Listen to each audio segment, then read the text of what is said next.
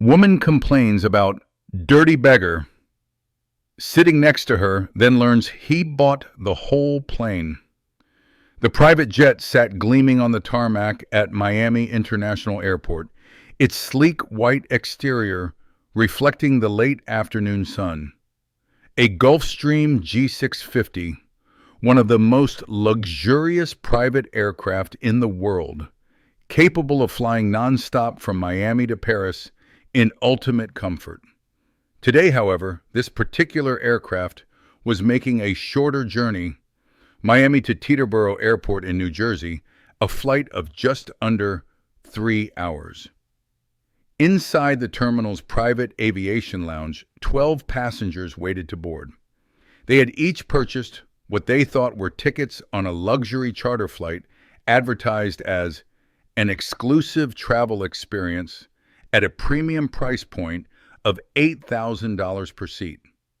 The marketing had emphasized privacy luxury and the opportunity to network with other successful professionals. What none of them knew was that this wasn't actually a charter flight in the traditional sense.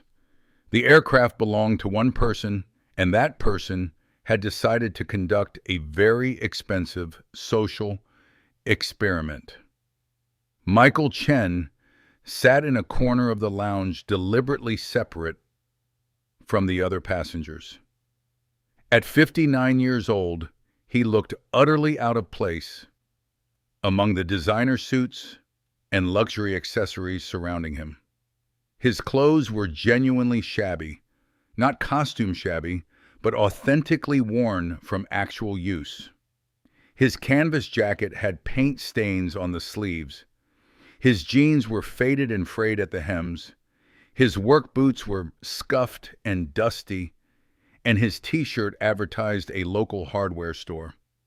Everything about Michael's appearance suggested a man who worked with his hands, who struggled to make ends meet, who had no business being in a private aviation lounge waiting to board an $8 million aircraft. The reality was considerably different. Michael Chen was a real estate developer who had built his fortune slowly and carefully over 35 years, starting with a single renovation project and gradually building an empire that now owned commercial and residential properties across 15 states. His net worth was conservatively estimated at $2.3 billion. He owned this Gulfstream along with 2 other private jets and a helicopter. But Michael had never forgotten his roots. He had been born to immigrant parents who ran a laundromat in Queens. His first job at age 12 had been helping his parents wash and fold clothes for 12 hours a day. He had learned construction working summers as a laborer, and even now, with billions to his name, he still occasionally showed up at his properties to work alongside his construction crews, believing that you couldn't manage what you didn't understand. The shabby clothes weren't a disguise. They were what he wore when he worked, and he had come straight from a renovation site in Little Havana to catch this flight, not bothering to change because comfort mattered more than appearance. The social experiment had been his daughter's idea. Emily Chen, 32 years old, a sociology professor at Columbia University, had been researching class prejudice and the ways people made snap judgments based on appearance. Over dinner 3 weeks ago, she had challenged her father. "You always say you judge people by their character, not their bank account. But Dad, you're never in situations where people judge you. Everyone knows who you are. You're insulated by wealth." "So what do you suggest?" Michael had asked. "I suggest you put yourself in a situation where people don't know who you are, where you're judged purely on appearance. See what happens. Experience what regular people experience every day." The idea had intrigued Michael, hence this flight. He had listed the seats on a luxury travel booking platform, marketing it as a charter experience, and sold 11 of the 12 seats. The 12th seat, the one next to his, would be the test. How would a wealthy stranger react to sitting next to someone who looked poor? As boarding time approached, the other passengers began gathering near the lounge exit. Michael hung back observing them. They were exactly what he had expected: wealthy professionals in expensive clothes, carrying designer luggage, radiating the confidence of people accustomed to luxury. One woman in particular caught his attention. She appeared to be in her early 40s, impeccably dressed in a white Chanel suit, her dark hair styled in a perfect bob, her jewelry understated but clearly expensive. She carried herself with the rigid posture of someone perpetually aware of being observed, constantly checking her reflection in every available surface. Her name, Michael would learn, was Veronica Hastings, and she was a senior executive at a Manhattan investment firm. She had booked this flight specifically because the marketing had promised an exclusive experience with like-minded individuals of means and taste. She was expecting to network, to make connections, to spend 3 hours surrounded by people who met her standards of success and sophistication. The gate agent, who was actually Michael's personal flight coordinator, Lisa, approached the group. "Ladies and gentlemen, we're ready to board. If you'll follow me, please." The passengers gathered their belongings and moved toward the door leading to the tarmac. Michael stood up, slinging his worn canvas bag over his shoulder, and joined the back of the group. Veronica, who was near the front, glanced back and did a double take when she saw Michael. Her eyes widened, then narrowed with confusion and distaste. She leaned toward the man next to her, a silver-haired businessman, and whispered loudly enough for several people to hear, "Who is that? He looks like a homeless person. There must be some mistake." The businessman glanced back at Michael and shrugged. "Maybe he's crew maintenance or something." "Well, he certainly doesn't belong with passengers," Veronica said firmly. Lisa, walking at the front of the group, heard the exchange but said nothing. She had been briefed on the situation and knew this was exactly the kind of reaction Michael was expecting and testing. As they walked across the tarmac toward the gleaming Gulfstream, Veronica kept glancing back at Michael with increasing agitation. When they reached the aircraft stairs, she stopped at the bottom and turned to Lisa. "Excuse me, but I need to clarify something. That man," she gestured toward Michael, "is he actually a passenger on this flight?" "Yes, ma'am," Lisa replied professionally. "All passengers are checked in." "But look at him," Veronica said, lowering her voice but not enough. "He's filthy. He looks like he's been sleeping on the street. I paid $8,000 for this flight. I was promised an exclusive experience with other professionals. Not that." Michael, standing a few feet away, heard every word. His face remained neutral, but mentally, he was taking notes. First judgment made within 30 seconds, based entirely on appearance. No attempt to speak to me, ask questions, or withhold judgment. Lisa maintained her professional demeanor. "Ma'am, I assure you, all our passengers have been properly vetted. If you'll please board, we need to stay on schedule." Veronica huffed, but climbed the stairs, her heels clicking sharply on the metal steps. The other passengers followed, most casting curious glances at Michael, but saying nothing. The interior of the Gulfstream was, as expected, magnificent. Cream leather seats arranged in a club configuration, polished wood, Accents, soft lighting, and enough space that the cabin felt more like a luxury living room than an aircraft. 12 seats for 12 passengers, each position carefully assigned. Veronica found her seat number 3A on the right side of the cabin and settled in, immediately pulling out her phone to photograph the luxurious interior. She was in the middle of composing what was clearly a social media post when Michael appeared in the aisle next to her. "Excuse me," he said politely.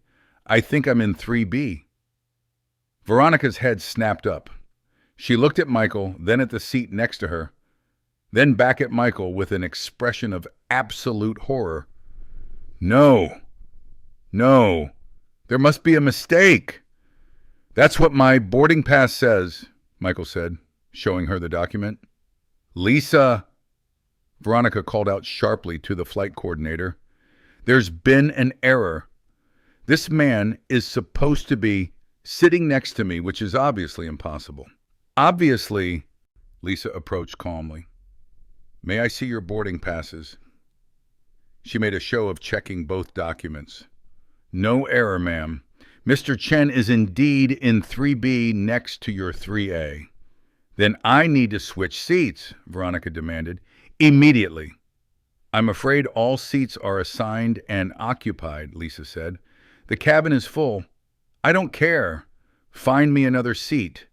I am not sitting next to him." Veronica gestured at Michael as if he were contaminated. The other passengers were watching now, some with curiosity, others with discomfort at the scene being created. Michael spoke up quietly.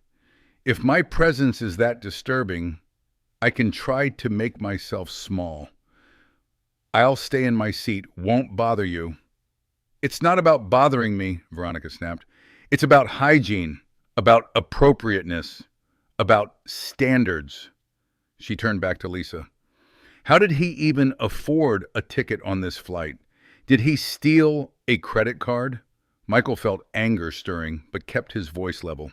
"I paid for my ticket same as you." "I highly doubt that," Veronica said. "Look at you. Your clothes are filthy. You smell like I don't even know what, and you clearly don't belong here. This flight was advertised as exclusive for successful professionals. You're neither. And you determined all of that by looking at me?" Michael asked. "I don't need to do more than look," Veronica said coldly. "Successful people present themselves with certain standards. You've obviously never heard of those standards." The pilot, Captain Richardson, emerged from the cockpit. He was one of Michael's regular pilots and had flown for him for 8 years.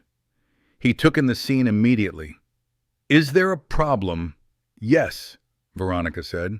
"This passenger doesn't belong on this flight. I'm demanding that he be removed, or I want a full refund and alternative transportation arranged." Captain Richardson looked at Michael, and their eyes met.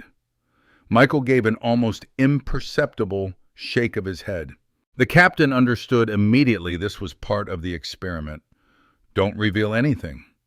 Ma'am, all passengers on this flight have valid tickets and have passed our screening process," Captain Richardson said professionally. "I'm afraid I can't remove a passenger based on appearance alone." "This is outrageous," Veronica said. "I'm going to file a complaint with—" She paused. "Wait, who even operates this charter? Who's responsible?" "The aircraft is privately owned," Lisa said carefully. "The owner has made it available for charter." "Then I want to speak to the owner," Veronica demanded. "They need to know that their standards are slipping, that they're damaging their reputation by allowing people like him on board." "The owner is not available at the moment," Lisa said. "Fine. Then I'll be speaking to my attorney about this." Veronica pulled out her phone. "I'm documenting everything." She began taking photos of Michael, who stood patiently in the aisle. "Ma'am, I need to ask you to take your seat so we can prepare for departure," Captain Richardson said firmly. If you continue to cause a disturbance, I'll have to make a decision about your continued presence on this flight. The threat worked. Veronica realized she was on the verge of being the one removed. With visible reluctance, she sat down in 3A, but immediately angled her body toward the window as far from Michael as she could get. Michael settled into 3B, stowing his worn canvas bag under the seat. The moment he sat down, Veronica pulled a bottle of hand sanitizer from her purse and began applying it liberally, making a show of it, then spraying perfume around her seat area as if to create a protective barrier. The other passengers returned to their own concerns, though several continued to watch the situation with interest. Michael noticed that one couple across the aisle looked sympathetic, while others seemed to share Veronica's distaste. As the aircraft prepared for departure, one of the flight attendants, Michael's regular cabin crew member, James, approached with a warm smile. "Mr. Chen, can I offer you something to drink before takeoff?" The use of Michael's name was deliberate. James liked the pilot, and Lisa had been briefed on the experiment, but had been instructed to treat Michael with the same courtesy he always did. "Just water, please, James," Michael said. "Thank you." "Of course, sir. And sir, the chef has prepared your favorite salmon for today's meal. I hope that's acceptable. More than acceptable. Please thank him for me." Veronica, hearing this exchange, turned to look at Michael with confusion. The flight attendant had called him Mr. Chen, and Sir had referenced his favorite meal, had spoken to him with deference. What was going on? As James moved away, Veronica leaned slightly toward Michael, curiosity overriding her revulsion. "How do you know the flight attendant?" "I fly frequently," Michael said simply, "on private charters in those clothes." Veronica's skepticism was obvious. "Yes. I find that very hard to believe." Michael shrugged and pulled out a worn paperback book from his bag, effectively ending the conversation. The Gulfstream taxied and took off smoothly, climbing into the Florida sky. Once they reached cruising altitude, James and the other flight attendant began the meal service. The food was restaurant quality. Michael employed a private chef specifically for his aircraft, and each dish was presented with care. When James brought Veronica's meal, a beautifully plated filet mignon, she examined it critically before accepting it. When he brought Michael's salmon, prepared exactly to his preferences, with dill butter and asparagus, Veronica watched in confusion. "Your salmon, Mr. Chen," James said. "Prepared, just as you like it." "Perfect. Thank you, James." After James moved away, Veronica couldn't contain herself. "Why does he keep calling you Mr. Chen? And how does he know how you like your food?" "I told you I fly frequently," Michael said, "but this is a charter flight. Unless you're claiming you charter private jets regularly, which looking at you is obviously absurd." Michael took a bite of his salmon. "Why is it absurd? Because private jet charters cost thousands of dollars. Because you're dressed like someone who works minimum wage. Because nothing about you suggests you have that kind of money. And yet, here I am," Michael observed, "sitting next to you, eating the same meal, flying to the same destination."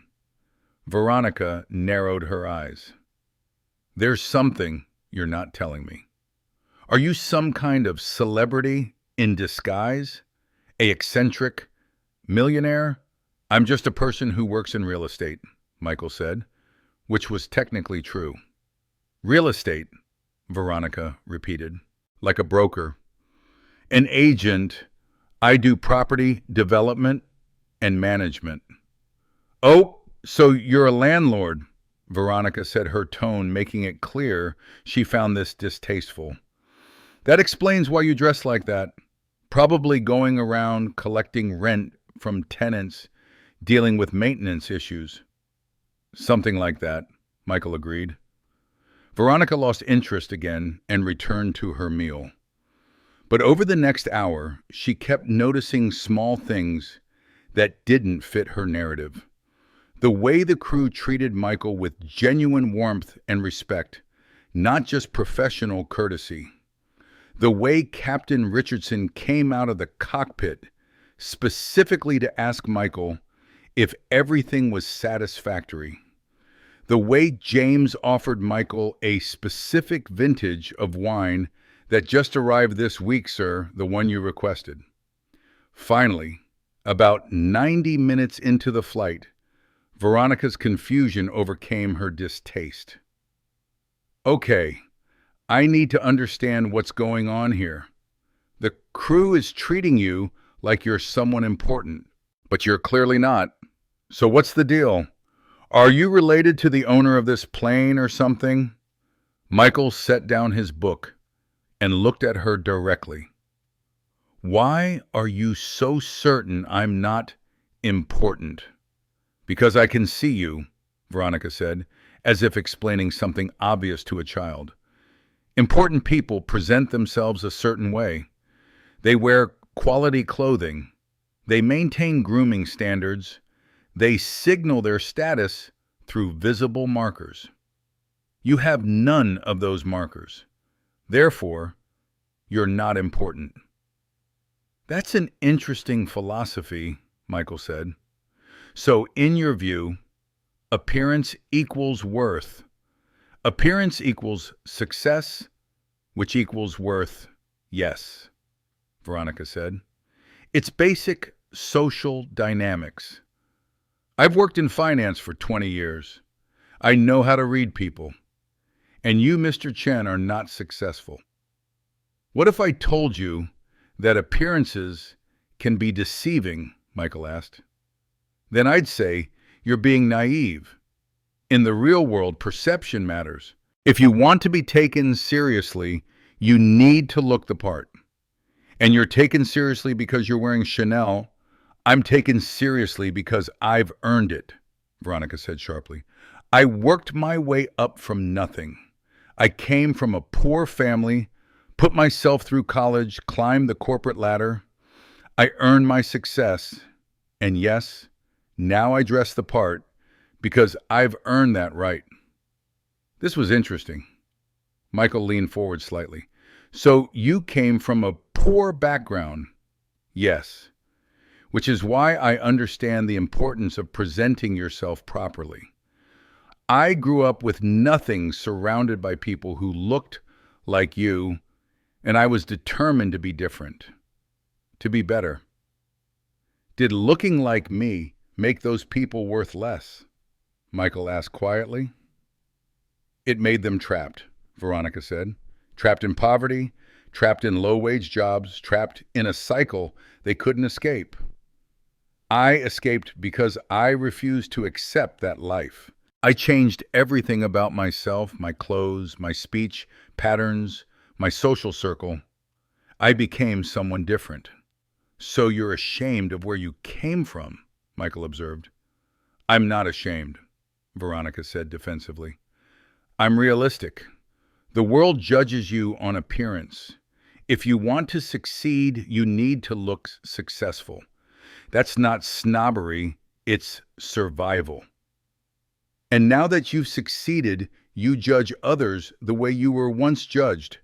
Veronica's face flushed. I judge people on their choices. You chose to board a luxury charter flight dressed like a homeless person.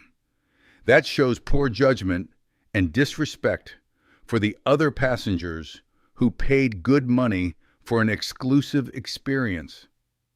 What if I paid good money too? Michael asked. If you did, it was probably your life savings, and that was a foolish choice. $8,000 on one flight when you clearly need that money for basic necessities like new clothes. Michael smiled slightly. You've made a lot of assumptions about me based on very limited information. I'm good at reading people, Veronica said confidently. It's part of my job. I assess investments, which means assessing the people behind those investments. I can tell within 5 minutes of meeting someone whether they're worth my time and my firm's money. And you decided within 5 minutes that I wasn't worth your time. Less than 5 minutes, Veronica confirmed. The moment I saw you on the tarmac. Have you considered that your assessment method might be flawed, Michael asked. 20 years of success suggests otherwise. Or 20 years of confirmation bias where you only see what fits your existing beliefs. Veronica bristled. I don't need a lecture on cognitive bias from a landlord who dresses like he's going to paint a house. These are the clothes I was wearing when I was painting a house, Michael said.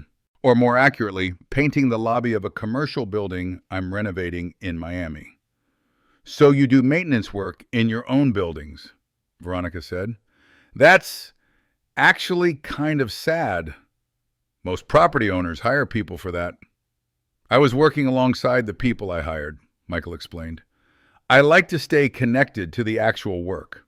Hard to manage construction projects if you don't understand construction. How many properties do you own? Veronica asked, her tone suggesting she expected a small number. I stopped counting precisely at around 300, Michael said. Somewhere between 3 and 400 now across 15 states. Veronica laughed.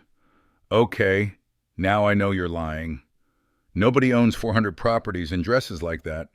And if they did, they certainly wouldn't be flying commercial charters. This isn't a commercial charter, Michael said carefully.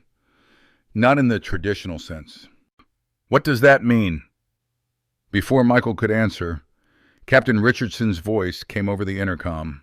Ladies and gentlemen, we're beginning our initial descent into Teterboro. We should be on the ground in about 20 minutes. Mr. Chen, when we land, I have those documents you requested ready for your review. Veronica stared at the speaker, then at Michael. Why is the pilot addressing you specifically? We've flown together many times, Michael said.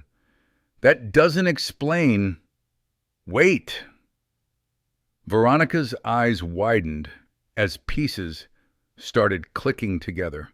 The crew knows you. The pilot knows you. The meal was prepared to your specifications. James said the wine you requested had arrived. This isn't a commercial charter at all, is it? Michael said, nothing. Just watched her work through the logic. Oh my God, Veronica whispered. You own this plane. Yes, Michael confirmed simply. The color drained from Veronica's face, then returned as a bright red flush. You own this plane. You own. You're not a passenger. You're the owner who chartered it out. Correct. And you've been sitting here listening to me insult you, call you a beggar, suggest you stole a credit card, demand that you be removed from your own aircraft. I have been listening, yes, very carefully. Veronica's hands began to tremble. I don't understand. Why would you do this? Why would you humiliate me like this? I haven't humiliated you, Michael said calmly. You humiliated yourself. I simply gave you the opportunity to reveal who you are when you think you're interacting with someone beneath you. This was a setup, Veronica said, anger mixing with her mortification. You deliberately dressed like that, deliberately didn't tell me who you were, deliberately let me make a fool of myself. I dress the way I dress when I work, Michael corrected. I didn't tell you who I was because you never asked.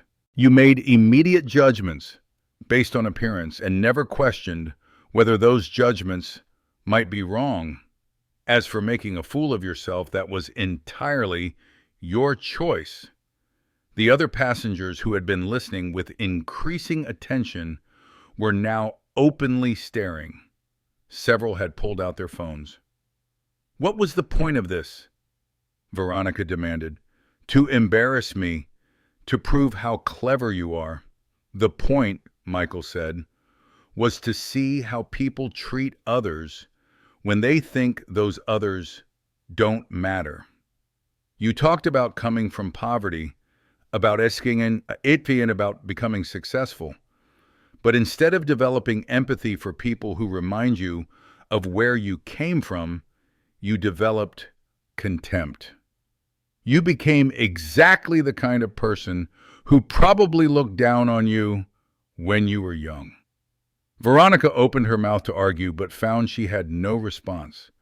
You told me that appearance equals worth, Michael continued. That successful people present themselves a certain way. But success isn't about how you look. It's about what you build, what you create, how you treat people. I built a real estate empire worth billions while wearing jeans and work boots. Does that make me less successful than someone in a Chanel suit? Billions, Veronica repeated weakly. 2.3 billion at last valuation, Michael confirmed. I own commercial and residential properties in 15 states. I employ over 2,000 people. I've developed affordable housing projects that have provided homes for 15,000 families. And I did all of it while refusing to believe that my worth was determined by my clothes or my car or any other visible marker of wealth. He paused, letting that sink in. You, Ms. Hastings, spent 3 hours judging me based on appearance. You assumed I was poor, unintelligent, possibly criminal. You treated me with open contempt and demanded I be removed from the flight. And you did all of this while claiming to be a good judge of character, while claiming your success validated your assessment methods. Veronica sat frozen, her expensive suit suddenly feeling like a costume, her carefully constructed image crumbling.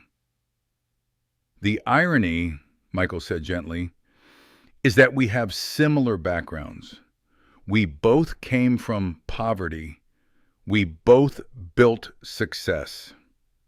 But somewhere along the way, you decided that escaping poverty meant rejecting and looking down on people who reminded you of your past. I went the opposite direction. The more successful I became, the more I remembered where I came from. The more I valued the workers who built my projects, the more I dressed for comfort rather than image. The aircraft touched down smoothly at Teterboro. As it taxied to the private terminal, the cabin was silent except for the engines. When they came to a complete stop, Michael stood up and addressed all the passengers. Ladies and gentlemen, I owe you all an explanation. This flight was an experiment about class prejudice and snap judgments. I apologize if the situation was uncomfortable. Your tickets were genuine, and you've all received exactly what was promised, a luxury flight to New Jersey. However, I'd like to offer you all a full refund plus an additional voucher for future travel as compensation for any discomfort. He paused. I also want to thank those of you who didn't judge me, who treated me with basic courtesy despite my appearance. That meant more than you know. The passengers began to disembark, most looking thoughtful, some wanting to speak with Michael. The sympathetic couple from across the aisle approached him. Mr. Chen, that was powerful, the woman said. I'm ashamed to say I had some of the same thoughts as Ms. Hastings, but I at least had the sense to keep them to myself. You've given me a lot to think about. That was the goal, Michael said warmly. Thank you for being open to reflection. Veronica was the last to leave. She stood at the aircraft door, her face still flushed with shame. Mr. Chen, I need to apologize. I appreciate that, Michael said, but I also need to say this wasn't fair. You set a trap, and I walked into it. Life isn't fair, Ms. Hastings, and every day people are judged unfairly based on appearance. The difference is that most of them can't reveal themselves to be billionaires and prove their worth. They just have to live with the contempt and dismissal. Today, you experience what it's like to be wrong about someone. But thousands of people experience what it's like to be judged correctly, to be poor or struggling, and treated with the same contempt you showed me. Veronica nodded slowly, tears forming in her eyes. I became everything I hated. The good news, Michael said, is that you can change. You can choose to be different going forward. How? Veronica asked. How do I undo 20 years of thinking this way? Start by remembering where you came from. Start by treating everyone, regardless of appearance, with the dignity you wish you'd received when you were starting out. Start by questioning your snap judgments instead of trusting them. Veronica wiped her eyes. Will you really refund my ticket? Yes. I don't deserve that. Probably not, Michael agreed with a slight smile. But I'm doing it anyway. Consider it an investment in your growth. After Veronica left Michael's daughter, Emily boarded the aircraft, having been waiting in the terminal. Well, how did it go? Exactly as you predicted, Michael said. Immediate judgment based on appearance, escalating contempt, complete shock when identity was revealed. Any insights? Emily asked, pulling out her notepad. This was, after all, research for her. Class prejudice is deeply embedded, even among people who came from poverty themselves, Michael said. Maybe especially among them. Veronica was running from her past so hard that she became cruel to anyone who reminded her of it. Do you think the experience will change her? Emily asked. Maybe, hopefully, but that wasn't really the point. The point was to change me. Emily looked surprised. But you're the one who set this up. You already understand these issues. I understand them intellectually, Michael said, but I'm usually insulated from them. Everyone knows who I am.